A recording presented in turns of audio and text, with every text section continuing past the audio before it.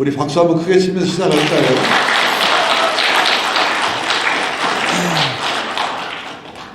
여기 또 몇 분 오시기로 했던 분이 못 나오신 분도 있고 해서 아마 그분들 늦게 오실지도 모르겠습니다. 이따가 2부, 3부도 있으니까 바쁘신 분은 저녁 약속이 있으신 분은 가셔도 되지만 아닌 분들은 뭐 저녁 먹는 시간 또 2, 3부도 있습니다. 그러니까 시간 넉넉하신 분은 저랑 같이 해주면 좋겠다는 말씀 먼저 드리고요.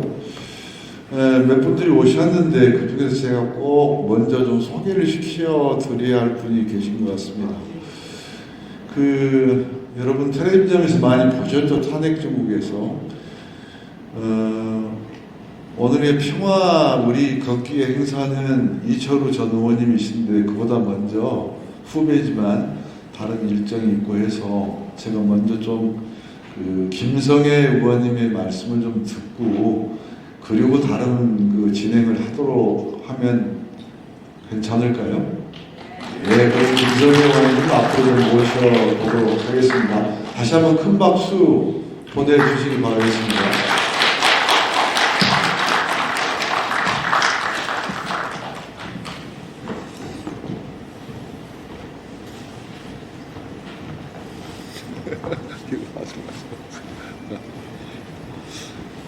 근데 이거 배지는 난 생소한 배지인데 여기 뭔지 모르겠네. 예. 저는 김성회라고 합니다. 고양시에서 국회의원 하고 있고요. 국회에서 경험의 시작을 저희 신계륜 의원님 모시고 보좌관 활동을 했었습니다. 그게 벌써 10년도 넘어전 일인데 그렇게 해서 신계륜 의원님이 키워주셔서 여기까지 온 김성회라고 합니다. 반갑습니다.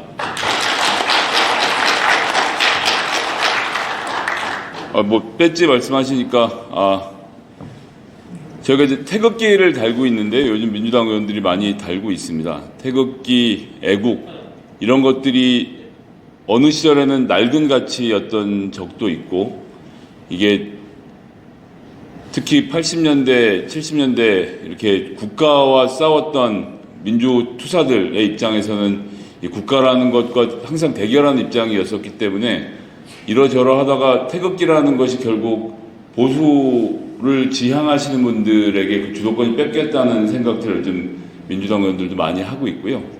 해서 누구보다도 애국자가 되고 나라를 사랑하는 마음을 가지고 살아가자라는 뜻으로 태극기들을 좀 달기 시작을 했습니다. 그래서 태극기가 갖고 있는 고유의 가치를 다시 우리 민주진영이 가져오는 것이 필요하지 않겠나라는 의미로 달았습니다. 그리고 이제 그렇게 된 것은 최근에 이제 탄핵 때문이었겠죠. 아무래도 저도 집에서 이제 자려고 눕다가 밤 10시 20분에 하는 대통령이 담화라는 것에 깜짝 놀라서 내용을 보다 반국가 세력, 계엄 선포 이런 얘기가 나와서 저희 의원들 모여있는 단체 대화방에서 다들 국회로 모이자라고 이제 막 해서 누구는 택시 타고 오고 우리 또 신계륜 의원님의 또 아끼는 후배인 허영 의원은 춘천에서 메시지를 보고, 그러니까 그걸 보고, 하여튼 규정 속도를 위반해서 1시간 8분 만에 국회로 돌아왔습니다. 정말 저희들로서는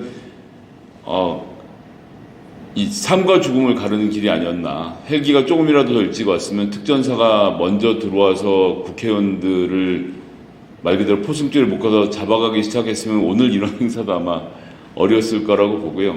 그런 과정들을 겪으면서 특히 우리 시민들이 같이 여의도로 달려와 주시고 장갑차를 막아세우고 지나가는 특전사 대원들과 몸싸움을 마다하지 않으면서 또 다른 한편으로는 80년의 광주와 달리 특전사에 있는 요원들도 다 한 사람은 민주시민이었기 때문에 그 시민들에게 총구를 들이대는 일만큼은 못했던 거죠.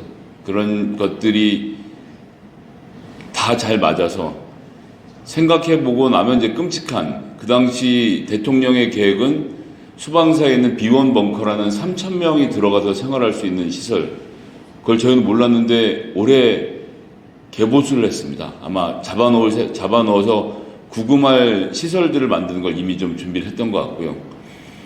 그 공간에서 아마 갇혀있고 지금의 이런 집회하고 이런 자유는 전혀 없었을 텐데 시민들이 모여주셔서 지켜주셨고 국회가 또 190명이 표결을 해서 민주적인 절차로 계엄을 해산시키는 이게 현대사에 정말 몇 번 없는 사건이라고 합니다. 제가 알기로는 거의 처음인, 계엄이 선포되고 나서 국회가 하지마라고 해서 하지 않은 경우가 없었다는 것이죠. 그만큼 전 국민적인 분노가 컸고 국회의 결집이 만들어낸 그런 일이 아닌가 생각합니다. 그런 과정들을 겪으면서 민주주의라는 것의 가치에 대한 공부도 많이 했고요. 사실 신계련 의원님 모시면서 정치에 입문해서 여기까지 오긴 했습니다만 내가 국회의원으로 뭘 해야 되는가라는 자각을 이번에 또 하게 되는 계기가 됐습니다. 한 사람의 의원이 아니라 5천만 국민을 대신하는 300명이라는 것이 얼마나 중요한 의미를 가지는가에 대해서 다시 한번 고민해 볼 기회가 됐고요. 그런 의미에서 우리 신계련 위원장님, 저 이제 예전 위원장님으로 모시던 기억이 있어 자꾸 위원장님 소리가 입에 붙었는데, 항상 말씀하신 이 평화와 통일이라는 가치, 이제는 뭔가 좀 낡은 것 같고 옛날 이야기 같아서 정치인들이 많이 하지 않는 이 주제에 대해서, 평화에 대해서, 통일에 대해서, 또 이 한반도에 대해서 우리가 좀 더 많은 이야기를 하는, 말 그대로 좀 더 큰 정치인으로 자라야겠다는 고민을 이번에 많이 했습니다. 오늘 모임 이렇게 같이 준비해 주시고 함께 도와주신 모든 분들께 또 진심으로 감사드리고요. 방금 보셨던 저 음악제를 내년에 꼭 할 수 있게 하려고 아까 전에 말씀드린 춘천의 허영 의원이 또 이번에 예산결산위원회 민주당 간사를 맡고 있어서 중요한 중책을 맡고 있어서 저도 많이 도와서 열심히 추진을 했는데 이 계엄 때문에 모든 게 또 어그러져서, 하지만 또 저희가 중단하지 않고 이제 곧 또 추경이 열릴 테니까요. 같이 논의해서 이런 평화 통일을 이야기하는 사람들의 목소리가 좀 더 퍼져나가는 일에 작은 보탬이 되도록 하겠습니다. 감사합니다.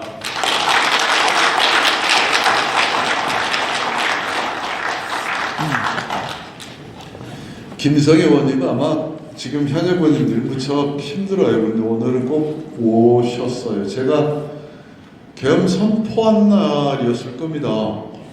선포되어서 제가 맨 먼저 번뜩 생각이 든 게, 이번에 비상경영 선포할 때 법 안에 국회 해산권이 들어있나? 이 생각이 번쩍 들었어요. 잊어버렸어요. 그래서 맨 먼저 어느 변호사한테 전화합니다. 변호사는 지금 계엄 선포할 때 국회 해산권이 들어가 있나? 그러니까 자기 생각 안 난다고. 얼른 찾아보시라고 그랬더니 찾아보고 한 2, 3분 전에 전화가 왔어요. 우리들이 아마 몇 대인지는 모르겠는데 계엄 선포할 때 국회 해산권 없애버렸어요. 비상계엄을 선포하더라도 국회는 해산할 수 없게 만들어놨단 말이에요. 그래서 참 다행이구나 그렇게 생각했고, 중간에만 한밤중에 김성애 의원님한테 전화를 했어요. 지금 몇 명 모였어? 그러니까 150명 넘을 것 같다고. 그래서 막 좋아하시면 하니까 제가 빨리 의결하라고 했던 기억이 그 밤중에 일이었습니다. 그리고 제일 먼저 생각났던 게 김성애 의원이었던 까닭은 다른 의미도 많지만 제일 마음 편하게 이런저런 얘기를 할 수 있는 분이 김성애 의원님이 아니었을까 생각이 들어서 제가 일부러 소개를 했습니다. 다시 한번 김성애 의원님께 박수 한번 보내주시기 바랍니다.